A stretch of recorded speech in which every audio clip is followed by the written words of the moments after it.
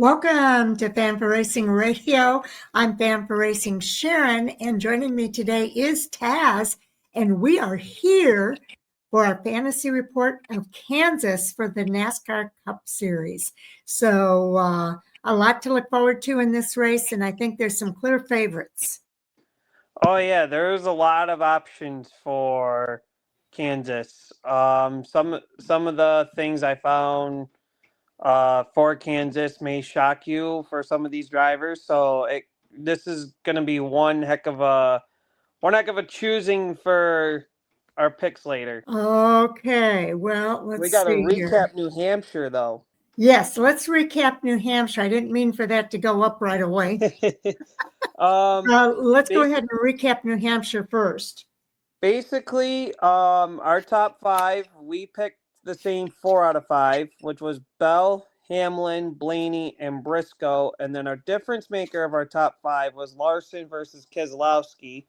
I took Larson and bettered the deal out of that one. So that put my top 5 at a higher point rate. Your garage driver, Joey Logano, beat out my garage driver, Ryan Preece. So overall, I nearly got you by 1 point. What about our matchups? Our matchups, we took Bell over Larson. We got that one. We took Briscoe over Chase, and Chase beat us. And then we took Blaney over Bubba Wallace, which we got that. And then you took Joey Logano over me taking Ross Chastain, and you won that deal. Okay. And I still lost by 1. Doggone it. So, well, I came close anyway. That's better than usual. I know. Let's start with the Action Network and where they are with their picks. Okay, here we are with the odds. Let's see, Larson and Hamlin as the top guys. Not surprised, honestly. I think Larson and Hamlin in the next gen era have finished top 10 in every race at Kansas except for one due to either they wrecked or had some sort of failure, like a mechanical failure or something. Byron, I know when I looked at next gen finishes, Byron was not one of the top guys, surprisingly. But I know 2025 has told a different tale. Maybe the number 3 guy kind of fits. Blaney, I'm a little shocked he's up there a bit. Yeah. As a top 4. I'll have an explanation later. But you're right. Okay, Bell's about where I expected. Reddick, stats wise, Reddick is not so hot at Kansas, but believe it or not. So I'm thinking he should be maybe a little lower. But then again, in comparison to Chase and in comparison to both Chase and Chase, maybe he is where he should be right there. Well, I thought I was surprised Elliott was that low. He's got a good average finish at Kansas. Out of the top guys we've had, there's one driver I'm surprised who's not in this mix, and that's Alex Bowman, believe it or not. Yeah, I'm surprised they didn't focus on him too. I know Bowman has finished top 10 in every race except for one, I believe, and I think that one he didn't come for injury. Fantasy Hub, this is their driver thing. Okay, so what are your thoughts here? They've got Kyle Larson, Hamlin, Blaney, Byron, and Christopher Bell at the top. I'll let you comment and then we'll move it down. Larson, no surprise. He's 3 wins at Kansas, but I believe 2 of those came in the last 3 or 4 races. Hamlin is the most winningest driver at Kansas right now. I know that. Blaney with how he's performing, but with Kansas though, he's a little higher than I thought, or I would think he would be. I'm not saying he's not a top driver, just when it comes to Kansas, I don't think he's a top 5 in my opinion. Again, Byron, maybe as the 2025 is telling the tale for him because Kansas is not one of his best tracks. I know he runs decent, but not one of his best. And then Reddick, again, Reddick, stat-wise, does not show the tail that everyone's trying to praise him for. I would agree. I would agree. Now, let me show you my favorite one that I like to look at, which is the on the statistical report. They've got everybody here, but I've got another one I can show you over here that gives driver ratings. These are the playoff drivers at Kansas. Okay. And Ryan Blaney actually has a pretty good driver rating and average finish. It's not the highest, but his average finish comes in at 14.8. Again, it's not the highest, but it is up there. William Byron doesn't have a good driver rating, but he's got a better average finish at 14.5 in 15 races. Kyle Larson comes in at 12.4, but look at this. Chase Elliott's got a 10.4 average finish right in here, number 7. He's got a 10.4, but his driver rating comes in at 96.9. Hamlin, you mentioned, he's got the most wins at 4. Logano's got 3, but his average finish is down here at 16.6, which isn't that great. Yeah, I'm not surprised Logano was not a top guy at all, being that Kansas is not a good track for him at all, which was kind of making me question about Blaney a little bit, because I don't know if it's a Penske thing or if it's more so of a driver deal. Well, Blaney comes in. He's got an average finish at 14.8. We talked about that. So Blaney is right here on the list. He's in the top, 6? I would say, let's see, Larson, right? I would write out Truex for a moment. Bell, Yeah. 2. Elliott, 3. Wow, no way. It's because of his average finish at 10.4. He's got the best average finish. If you look at his average finish, he's at 10.4. You don't see anybody else even at 11. So he's got a pretty good average finish there. Well, one thing I do want to mention quick with the average finish, based upon the next gen era. Oh, that's true. Larson and I want to point this out quick because I found this earlier. Larson and Bowman both have an average finish of a 6.3 and a 6.8 respectively. Yeah, Larson has won 2 of the last 3 Kansas races. So no surprise he's a top guy no matter what. That does make me think with him, despite having a strong showing in New Hampshire last week. And I remember you saying, Sharon, towards the beginning of the playoffs, is this Kyle Larson turning out to be what Jimmy Johnson used to do and come alive when it really mattered? And I'm not feeling that bandwagon just yet. I want to see the wins back him up to make me think that your statement is 110% true. Well, I've got another stat that I heard that you may be interested in. I heard that Kyle Larson has stopped all his other racing for this part of the playoffs. He's not racing any other series right now. So his only focus is on the NASCAR playoffs. So I think that's going to make a huge difference for Kyle Larson as well. So just something to kind of put in your backlog. Yeah, very well might. I mean, I understand he's got his own sprint car racing deals, and I know he helps his brother-in-law run his own series. And I'm sure he's still, doing a lot of the business ordeals with his series or with the series that he runs.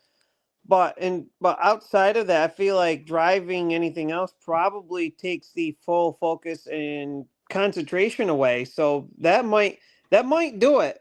So just something to keep in mind when you're talking about Larson. I know NASCAR is kind of really hyping him as being back on track and kind of the driver to watch this week at Kansas.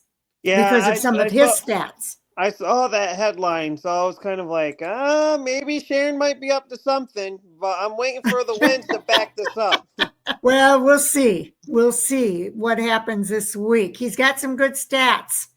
He's got the highest driver rating at Kansas.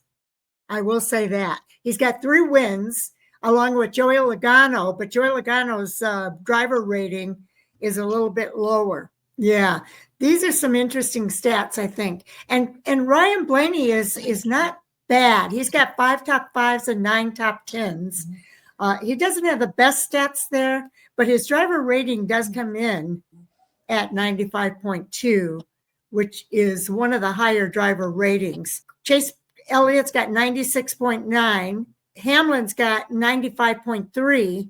Bell's got 98.2, but Blaney comes in at 95.2, which is right up there.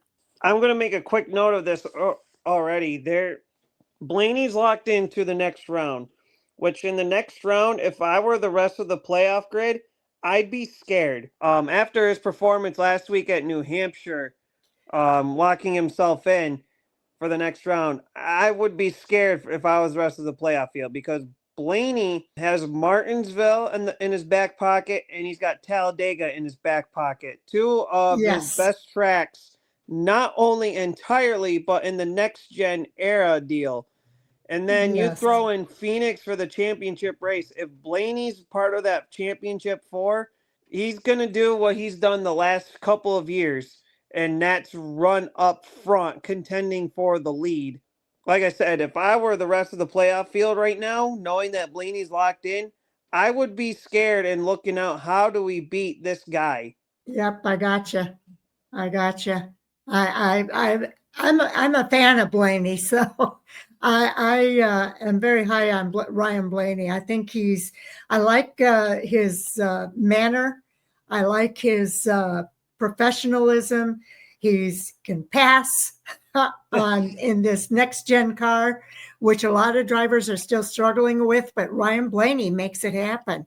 So I'm really high on Ryan Blaney. But I'm worried about Kyle Larson at this point too, because the fact that he's not racing with some of these other series, I think that's not good news for the competition either. Yeah, like I said, New Hampshire really showed it. I know he's had a couple spurts of good finishes after Memorial Day weekend with the 600, 500 double, but maybe if Larson pulls himself out of the equation for the rest of it, he might come back to Kyle Larson prime that we got comfortable with in the last few years. And if that's the case, it could be a Larson Blaney showdown. I think Bell might show up too. Bell's another one. Because we got Kansas, which again, Larson, if Larson is the true Larson, we know, then he will be fine going into the Charlotte Roval. Bell is a good contender for Kansas, and I know with him in road course racing, I think he'll do just fine for the Charlotte Roval. So that will play into his favor. I think and of course, I'm going to name off the rest of the playoff drivers. Byron might get solid finishes between here and next week. Hamlin's got to get his performance up this week, because next week is a road course, which is not into Hamlin's wheelhouse. Yes, so this race is really important to Hamlin. Logano, I haven't seen much of the finishes outside of last week, in all honesty. So I'm not sure if I want to ride that bandwagon. Chase, again, that 10.4 is like an eye opener. Like, wow. So maybe he's brewing something under the radar. Of course, every year there's always that one driver that flies under the radar and does very well. And Chase Elliott could be that guy this year. And what are your thoughts about Briscoe? Because Briscoe doesn't have good stats here compared to nine races. That's the fewest races. Well, Austin Cindric has fewer at 8.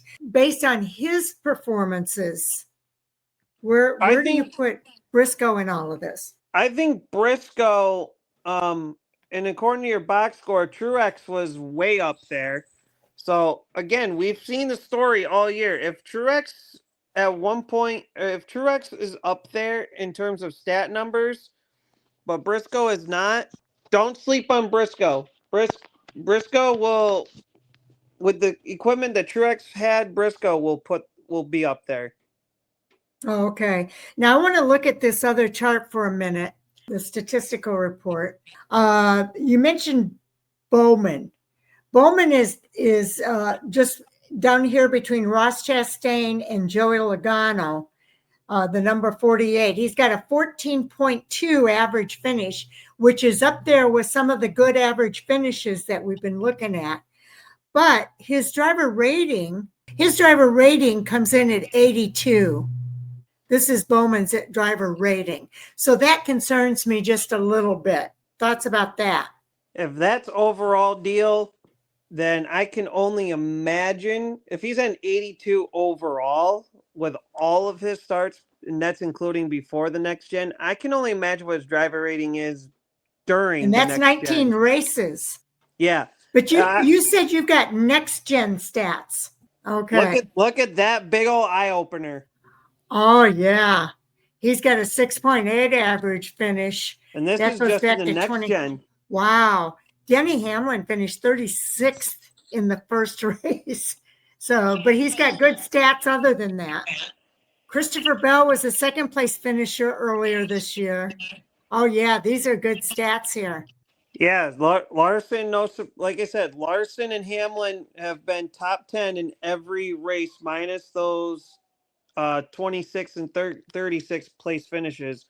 Bowman is top Chase 10. Elliott finished 15th in the race in the spring. Yeah, Joey Logano Interesting. not performing that great. Bubba Wallace could possibly be a sleeper, being that he has won in the next gen era.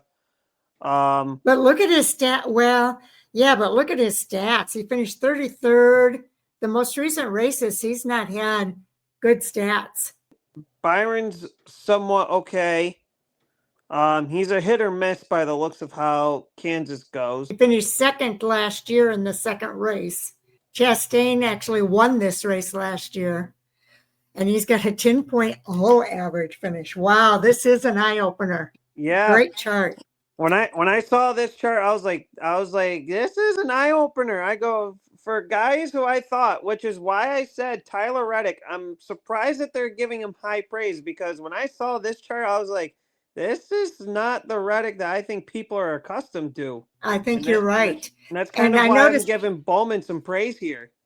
Yes. Okay. So that kind of changes my mind here a little bit.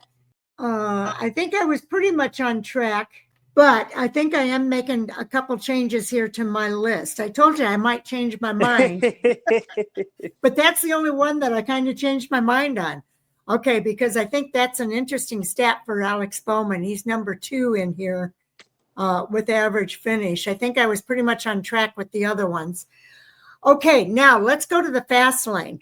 Now, it might seem like many moons ago since the Cup Series last visited an intermediate track on the 25 schedule. The most recent trip was 4 months ago for the Coca-Cola 600 at Charlotte Motor Speedway. Amazing that it's been that long since we've had a 1.5-mile track. The round of 12 returns to Kansas Speedway, where Hendrick Motorsports, Joe Gibbs Racing, and 2311 Racing have led the charge in recent years. Some drivers expect more of the same this weekend, while others are unsure what organizations will bring speed. Their must-start driver in the fast lane, this guy, Kyle Larson. No surprise. Okay. Yeah, I agree. That's no surprise. Okay, Kyle Larson from Hendrick Motorsports, driving the number 5 Chevrolet, has odds of 37-10. It seems like Larson would be a safe bet this weekend. The number 5 team had the only perfect race of the season, 61 points, in the last trip to Kansas in May. That's a perfect score. That's amazing, including a bonus point for having the Xfinity fastest lap.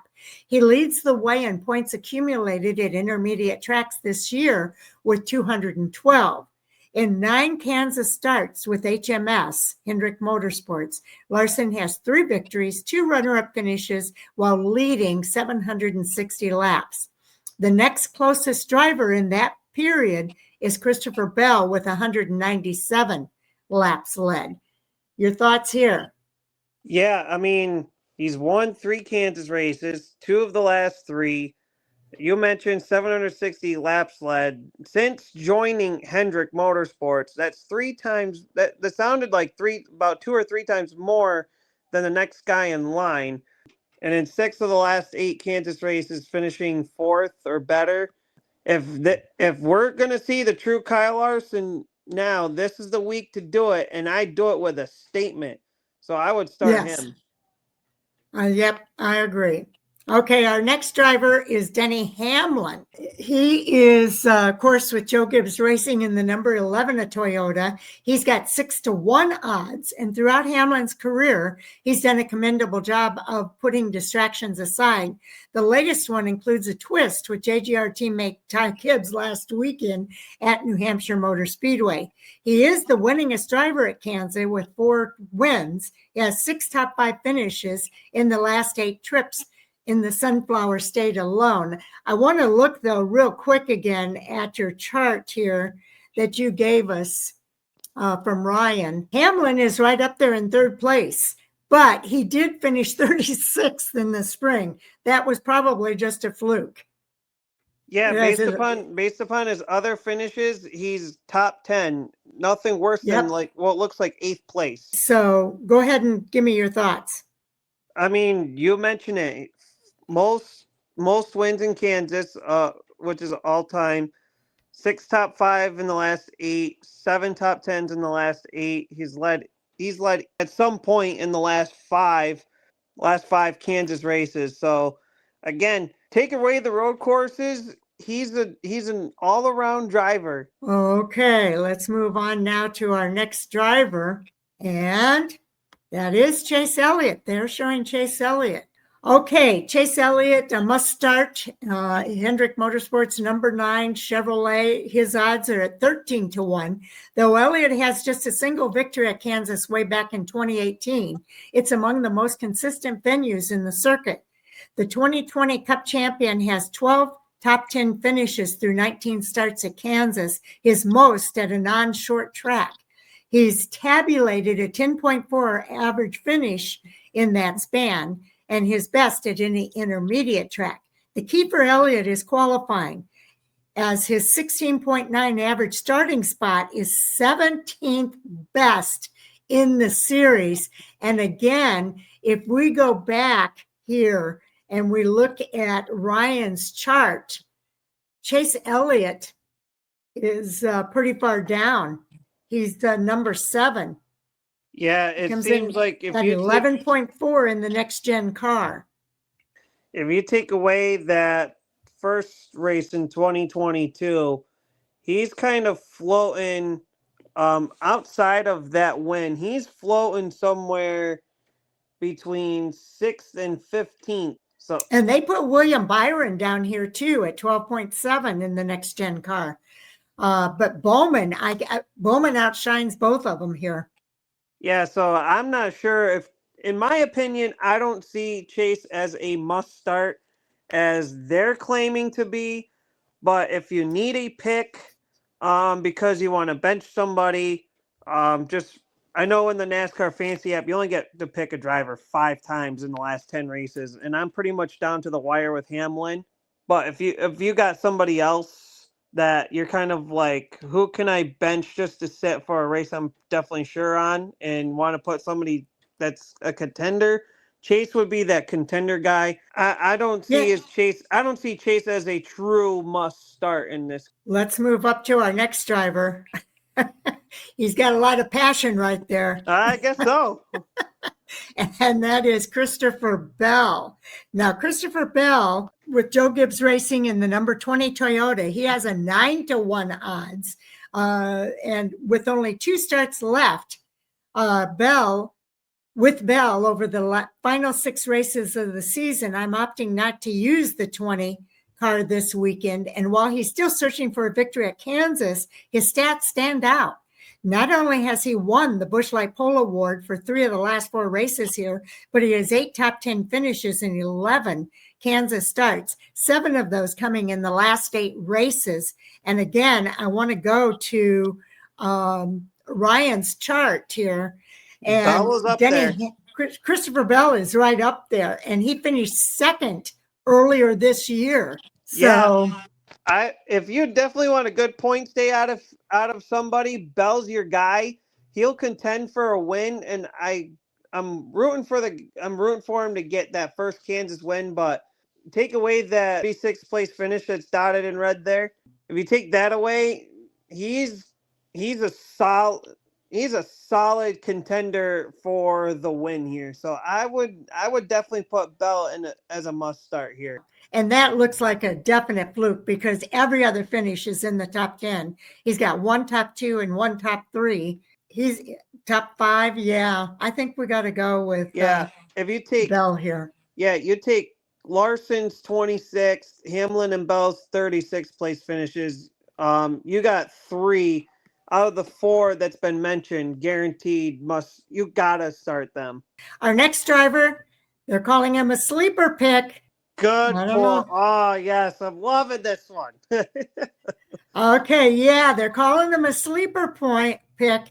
Hendrick Motorsports number 48 Chevrolet, odds 30-1. How well HMS has run at Kansas in recent visits, it seems like a cheat code to list Bowman as a sleeper. But by most standards, this is his best racetrack. In 19 Kansas starts, the Arizona native has 11 top 10 finishes and an average finish of 14.2. That's one of the better average finishes. His best at any oval and with more than 3 attempts. He has 6 straight top 10s at Kansas entering this weekend. He didn't compete in the spring of the 23 event, and that's the longest streak he has in the series. So, thoughts here about Alex Bowman? I like it because, as you've probably mentioned, top 10 in the last 6 Kansas races. We'll bring up. He's finished in the top 10 in 10 of the last 13. 14.2 overall average finish, which is the best among all ovals for Alex Bowman with 3+ starts. 8 top 10s in the last 10 mile-and-a-half track, or I should say mile-and-a-half races. So yeah, I like this one. And Ryan's chart that you pulled up here, that solidifies that sleeper pick here. It does. I'm comparing his finishes, his most recent finishes, the last 3 finishes. Bowman's got a 7, 6, and 5. Elliott's got a 3, 9, and 15. It's going the wrong way here. For Byron, he's got a 23, a 2, and a 24. So there's one good finish sandwiched between 2 not so good finish. So Bowman definitely stands out here. Oh, definitely for sure. I like this one. This was one I was praising for, and I understand. I'm going to put a little bias because he's my favorite driver and all, but I like Alex. But Alex used to be on our show quite a bit. I like this. This is solidifying what I've been saying the entire time of this. Yes, I think he's a good one. Okay, so now let's move forward here. Okay, this is an interesting one. Carson Hocevar. Wow. Okay. Yeah, Carson Hocevar is on the sleeper list here. The sleeper pick of Carson Hocevar. His odds he's with Spire Motorsports in the number 77, odds of 35-1. Doing the last 1.5 mile race at Charlotte, Hocevar came from the rear of the field to battle for the lead before his engine expired. The following week at Nashville Superspeedway, an oval with intermediate tendencies, he earned a runner-up finish. His Kansas numbers look bleak with a best finish of 20th through 4 starts, but you can't teach speed, which is something the 22-year-old has loads of. And I would agree with that. Your thoughts here? I mean, there is some backing up there to that. I mean, he was leading and contending for the win a couple of times a mile and a half this year. Maybe he is a decent sleeper, but I want to see his stats. I want to see his next gen deal. They don't. Yeah, this is his next gen stats They don't look pretty Kansas at all. Yeah, his stats, but they bring up races that he's had this year that he's done well at with 1.5 mile tracks. So it's a hit or miss, I think, with Carson Hocevar. Yeah, I would say this is a coin flipper of sleeper. I'm not saying he's a strong sleeper. The facts of him with other races, other mile and a half races, kind of help his case a bit, but I would not consider him as a top sleeper pick. Which was why I was again a little shocked that he was up here, but the Kansas finishes don't really tell much of the tale. Yeah, it's hard to say, really for sure. But if you're looking for somebody that might surprise everybody, he might be the guy. He's done it. Here's another sleeper pick. We've got Ross Chastain up here as the next sleeper pick. Okay, he's number one Chevrolet at Trackhouse Racing. Odds are 14-1, which is better than a lot of them that are on here. Similar to Elliott, qualifying has been the kryptonite for Chastain in 2025, ranking 23rd among full-time drivers. But if the number one car gets track position, look out. He enters the weekend as the defending race winner after a fierce battle with Kyle Busch in the late stages. His last two victories have come at 1.5-mile tracks, including the Coca-Cola 600 in May. Chastain is the best defender in the series at intermediate tracks this year and ranks second on restarts, according to Racing Insights. Now, I really want to look at Ryan's numbers here for Ross Chastain. Let's see what Ross Chastain, if I remember right, he's up there, yes. Okay, not recent. He's got an 18th place finish at the most recent race. Number one in 24. Then he's got a 19-13, a 5, a 7, and a 7 with a 10.0 average finish. But he won at Coca-Cola.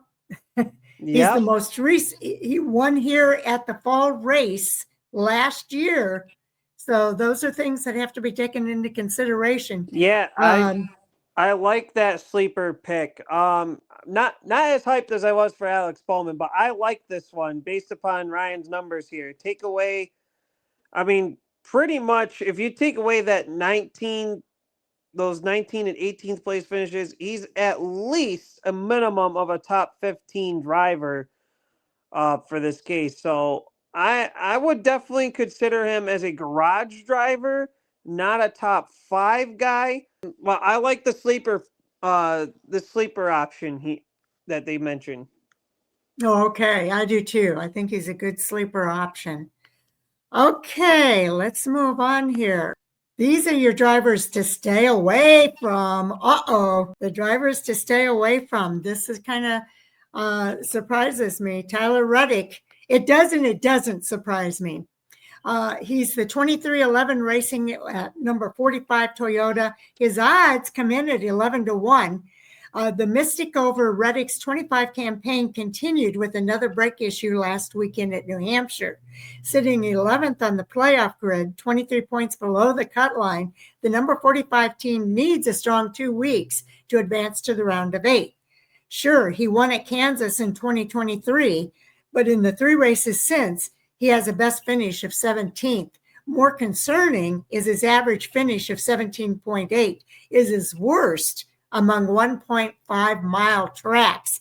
Now, I really, really want to take a look at Ryan's numbers here. Let's see, I don't even see him at the top here. He's not even a top 15.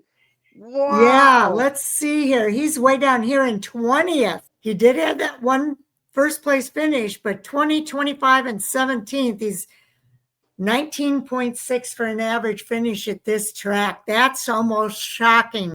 But I see why they're saying stay away from him. Yeah, I mean, they did put in the tail of he has a win, 4 top 10s at Kansas, but you got to put in consideration 17th or worse in 6 of the last 8 Kansas races. And then you mentioned that the 17.8 average finish, which is the worst average finish of all the mile and a half tracks for Tyler Reddick himself. So, yeah, if you want to save Tyler Reddick for another day, I would 110% back you up for this one because Kansas is not his track by any stretch. Okay. So are we good to move on here? Yep, we're good to move on here. Okay, here's the other stay away from, and that is Austin Cindric. He drives the number two Ford at Team Penske. His odds come in at 45-1. How dominant Penske was at New Hampshire, it was a missed opportunity for Cindric. The number two team enters Kansas, arguably Cindric's worst track on the schedule, 19 points below the cut line. He has finished 31st or worst in 4 of the last 5 Kansas races and has yet to crack the top 10 in the final rundown. His 23.6 average finish here is the worst among any track with at least 7 starts. That's almost shocking. Let's take a look here at the stats from Ryan. Cindric is one of those, like, if it's not a Penske track, way down, 29. Yeah, if Cindric is basically with Cindric, and I hate saying this, but it unfortunately that's just how it is. If it's not a Penske favorite track like Gateway or Super Speedway, I like the fact that they mention of New Hampshire was a missed opportunity for him.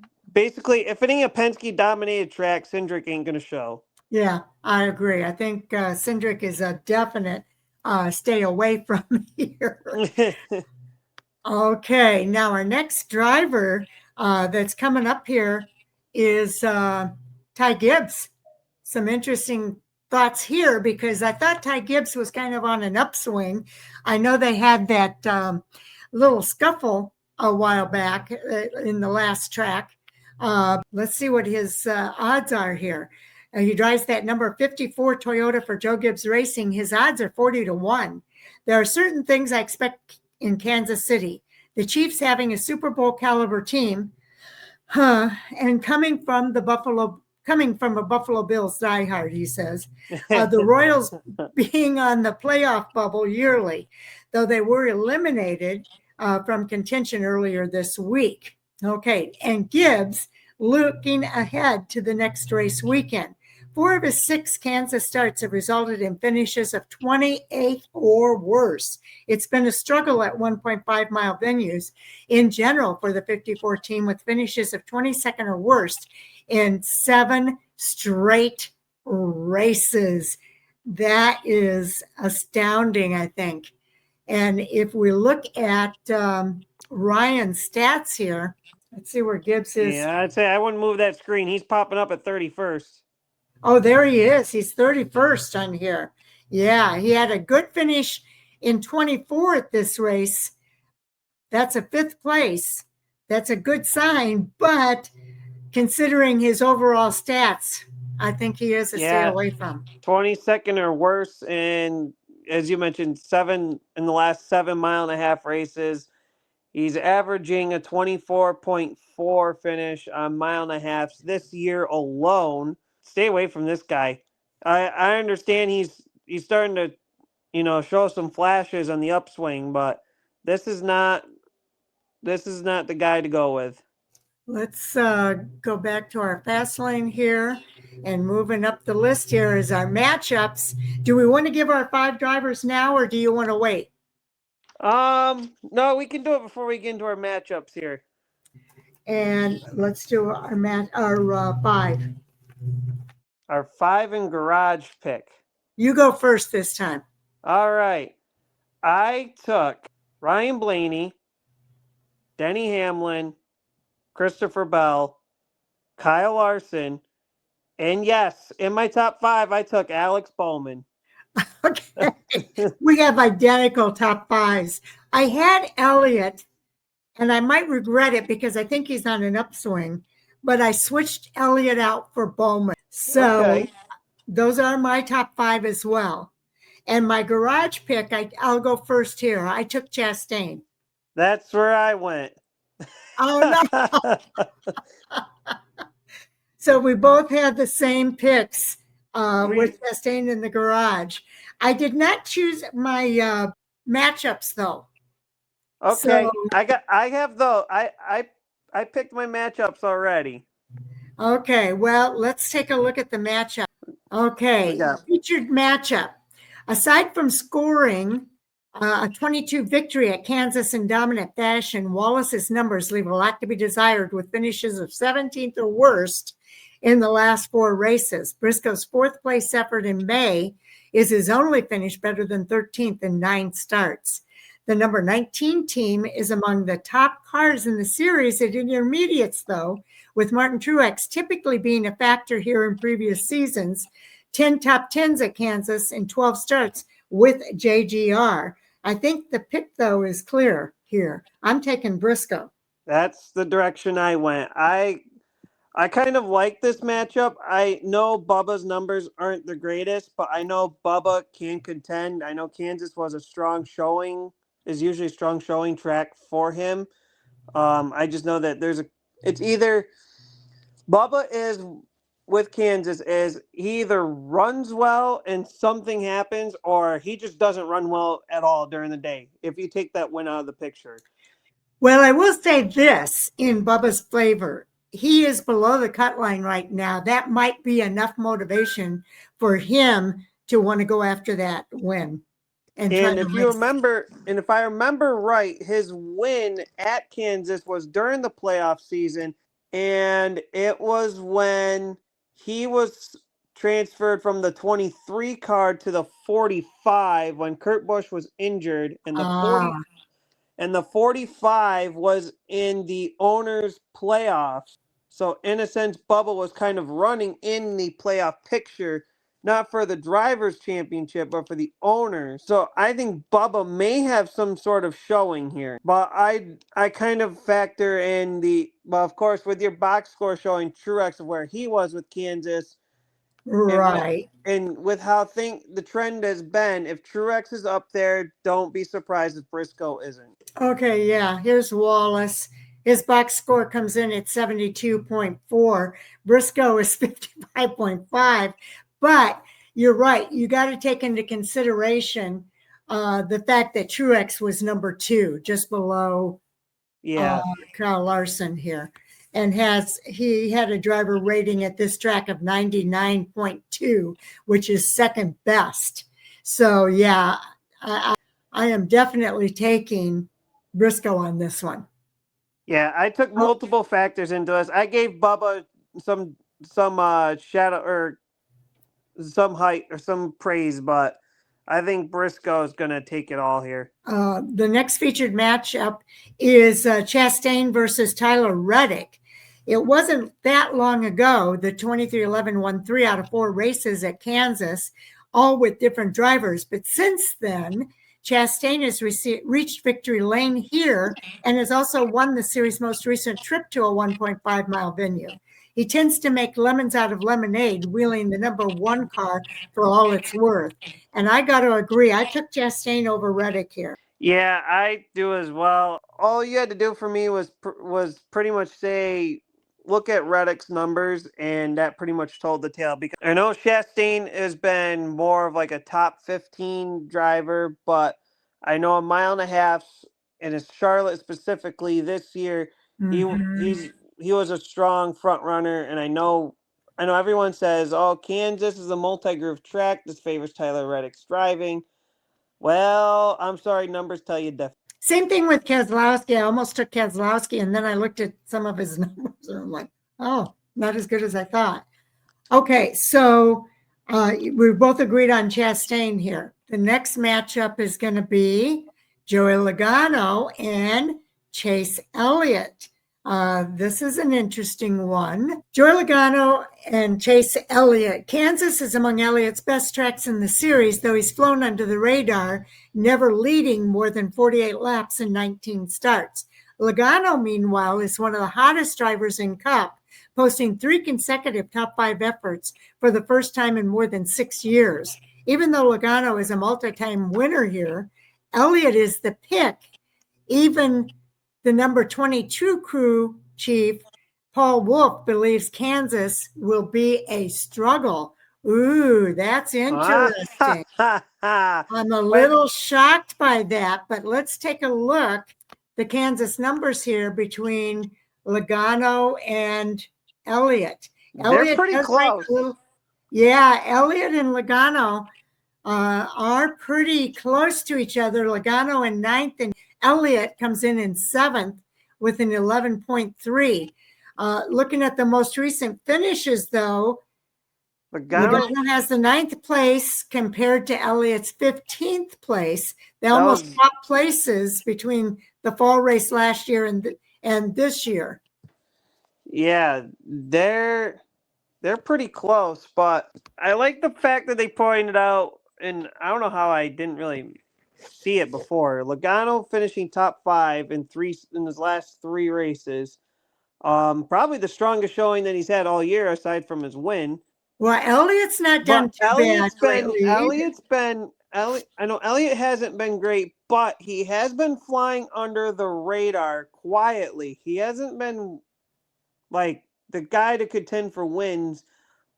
But if you look at points wise, though, if in comparison to how Chase has been, I feel like Chase is that silent. I'm going to say the silent assassin here. He's the guy that sneaks in when you least expect him to. Here's the points if you want to look at that. They're right next to each other points-wise, too. They're only 10 points away from each other, but Logano's got the edge. Yeah, I know in the regular season at one point, Chase Elliott flew under the radar, and so I took the swing of Chase Elliott over Logano here. Okay, I'm game. I'm going to take Logano. I'm probably going to regret it. That's okay. I think this last matchup we'll probably be separated on this one. Oh, really? I think we'll be separated. The next matchup is going to be Kyle Larson versus Denny Hamlin. That's an interesting one. And here's what they say. Yes, the usual Larson versus Hamlin matchup at Kansas. Historically, these two are the elite drivers at Kansas with 7 combined victories, including 6 of the last 12. It's also the site of Larson's last hurrah in the number 5 car, and he should have the slight advantage. They're picking Larson. Who's your pick? So this is my highlighted matchup of the week. I was like, if we get, this is kind of a coin flipper because I looked at it as if we get this, say for this race, if we get the Larson we got to begin the season and how we typically get Larson that we've got in the last few years, this is going to be a Larson over Hamlin deal. However, if you look at the most recent races in the last 2 months, Hamlin beats Larson without a shadow of a doubt. This is one where you kind of go, do I want to take the guy with the most laps, the more hotter driver at this track, or do I want to take the guy who's obviously won more races than anybody else? I took the coin flip of I am hoping that I didn't shoot myself in the foot with this one. I took Hamlin over Larson on this. You took Hamlin over Larson. Larson has 2 wins in the last 3 races. And if you go even further back and compare, it's hard to say. Larson, let's see. Denny's got some good stats here, but not more recently. I think I'm going to go with Larson. I think he's on an upswing. We would defer on this one. Yeah, I'm going to go with Larson. So that's where we're going to separate ourselves, is with those 2 picks, because we're exactly the same on all the others. Yeah, so that should just about do it. I want to see what they got for a lineup here. Okay, they took Kyle Larson, Denny Hamlin. They did take Chase Elliott. Whoa. Alex Bowman and Chase Briscoe they took. Wow. Their garage pick is Ross Chastain. And that's probably took Chase Briscoe probably because, and I will concede to this, Martin Truex has really good stats. Yeah, at Kansas. Yeah, and I know that he said he as much as he likes, and I know they said as much as they like Bell, they were sitting him, so not surprised that Bell's not in there. But Briscoe to be there, okay, you know what? I'm not upset that they took Briscoe in there to take out their planned bench of Christopher Bell and save him for another week. Well, Briscoe was low on this one. And let's see, the stat report. Yep. We got Martin Truex Jr. in second here. Of course, he's not going to show up here. Martin has some good stats. We've seen it in the past weeks where if Truex is up there in the box score, Briscoe's going to be up there too. Top 5 in starts at Kansas all time. Harvick with 36, Kyle Busch with 35, Denny Hamlin 34, Kurt Busch with 33, and Martin Truex Jr. with 33. Top 10 finishes, Martin Truex lead in top 10 finishes. It's 19 top 10 finishes each. Yeah, those three drivers. I'm seeing why the Briscoe pick is in there for sure now. Okay. And I was thinking he might be a good garage pick for this week. Yes, very well could be. If you have no room in your 5, Briscoe would definitely fit as a garage. And I think that pretty much completes it. Do you want to make any changes now that we've gone through all that? I'm good with where I'm at. I'm sticking with my guns here. I had Bowman and Briscoe kind of interchangeable, but I think I'm going to stick with Bowman after seeing Ryan's chart. I almost put Briscoe in my top 5. I was between Elliott, Bowman, and Briscoe, and I think Ryan's convinced me to put Bowman in that spot. Oh, so you're taking out Chase for Bowman? I took out Chase Elliott for Bowman. So our lineups. So with you taking Chase out, our lineups are the exact same. Yep, they are the exact same. And then when it came to matchups, there was a couple toss-ups. Like the Hamlin Larson one was a toss-up, and the Logano Elliott. That one wasn't a toss-up so much for me. I thought the toss-ups for me were the Larson Hamlin and the Wallace Briscoe deal. I think we're pretty much finished here. Yeah, I would say this is a wrap on things. Okay, so with that, I will say do watch for more coming soon. We had a couple of interviews this week. We did interview Jan Quackenbush on Monday. His interview is up. And then yesterday, Jay and I sat down with Chase Howard, one of the drivers that have been kind of getting his feet wet in the ARCA Menard series. He's a sprint car driver that is looking to maybe make a transition into the ARCA Menard series. He raced at DuQuoin and he raced again at Salem Speedway with a 7th place finish at DuQuoin. That's on dirt, which is his specialty. But then he went to Salem, the first race he ever raced on asphalt. He started 16th and ended up finishing in 13th place. So he kind of gives us a little bit of insights on who he is and what his plans are for the rest of this year. We've got a couple more chances to see him race this season. And then he also is looking to maybe, if he can get the sponsorship, he wants to come back and race a part-time schedule next year in the ARCA Menard series or the East series. So he'll give you some of the details of that in the interview.